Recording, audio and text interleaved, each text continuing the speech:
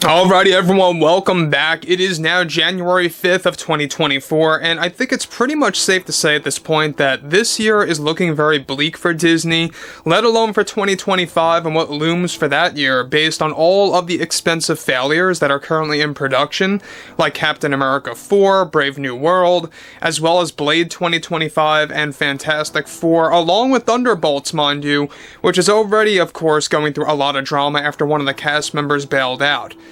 This is Mike Zero. Subscribe if you're new and like this video to see future updates. You can also follow me at Mike01. I thank you also very much for the great and kind support. So one thing about Bob Iger is that we all know that he has been making one bad call after the other, and I don't think it's necessarily that he's out of touch with reality completely. I think that he is doing everything deliberately and 100% intentional here, based on all of the ESG and DEI nonsense getting thrown into pretty much all films moving onwards. But this is where things begin to get quite worse when it comes to what Disney is actually actively involved in right now, when it comes to ongoing conversations about what the future of Disney is going to look like, when it comes to their film slate, and when it comes to their animated films as well.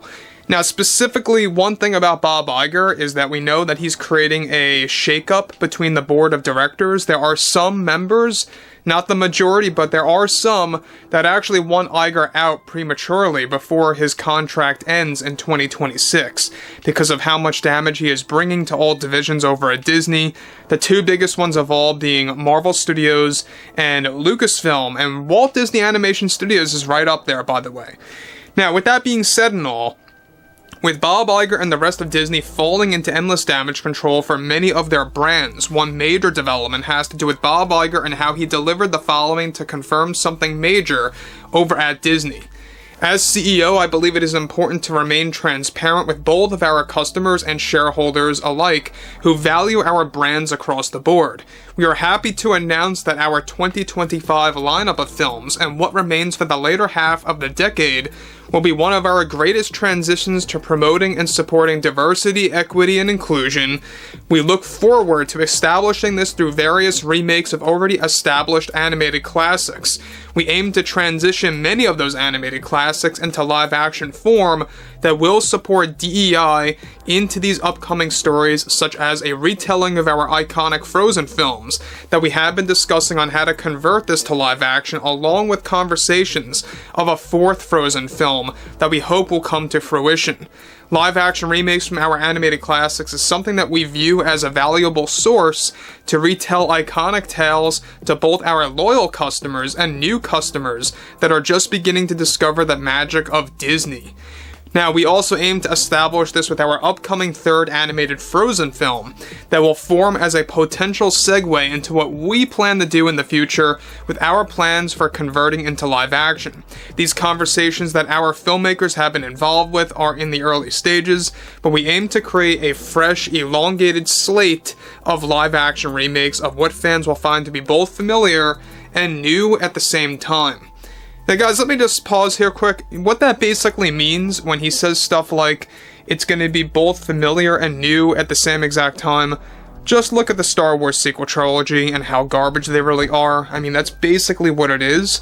They take elements from the originals and they just throw in new characters that take over the legacy characters. It's going to be a similar scenario to that when it comes to a lot of the upcoming live-action remakes. One of the biggest ones of all, of course, that has gotten endless criticism is Snow White 2025.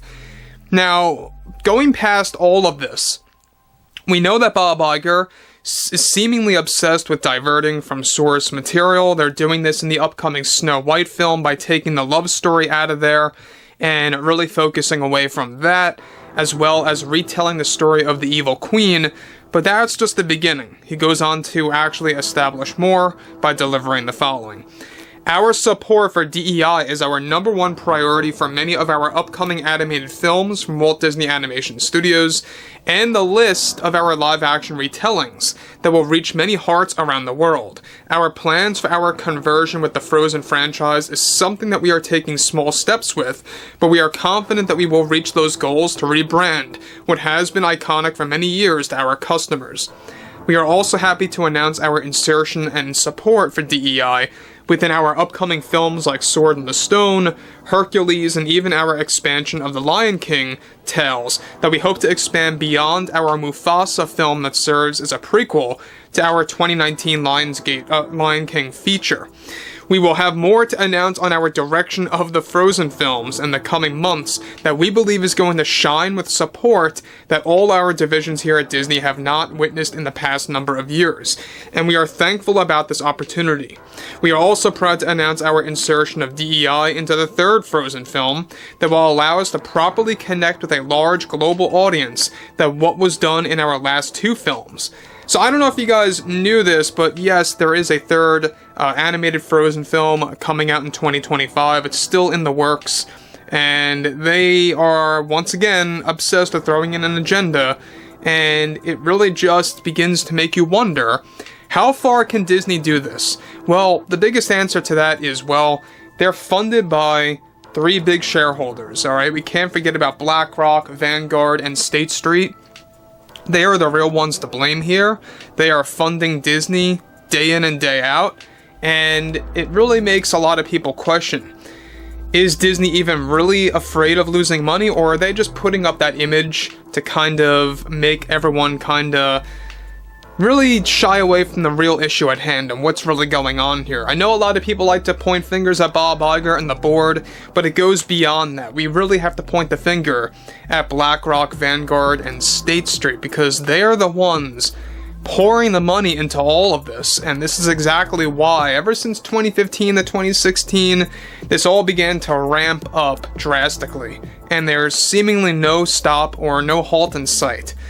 Now, moving onwards, alright, now we know that this is going to be a very big problem, not just for shareholders. I believe that you're going to begin to see a large uptick in shareholders below the top three that are just, quite frankly, really just trying to control everyone. But when you look at Disney right now and where it stands, I really do believe that once you get ongoing box office failures throughout 2025, and it really becomes like a streak worse than 2023, you're going to witness a lot of lawsuits, a lot of shareholders beginning to sue Disney. You're going to see a lot of that in 2025, and it's most likely going to start once they realize that it's going to become a pattern in that year that's going to create a ripple effect for their 2026 lineup.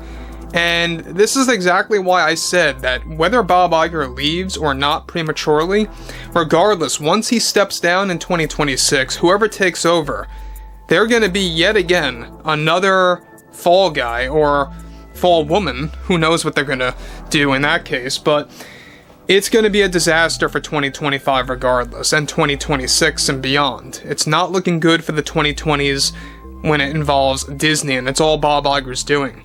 So overall, guys, drop a comment below, fill me in below in the comments what you all have to say about this, and if you guys did enjoy the content for today, make sure to drop a thumbs up on this video to support the channel, and I will catch you guys later.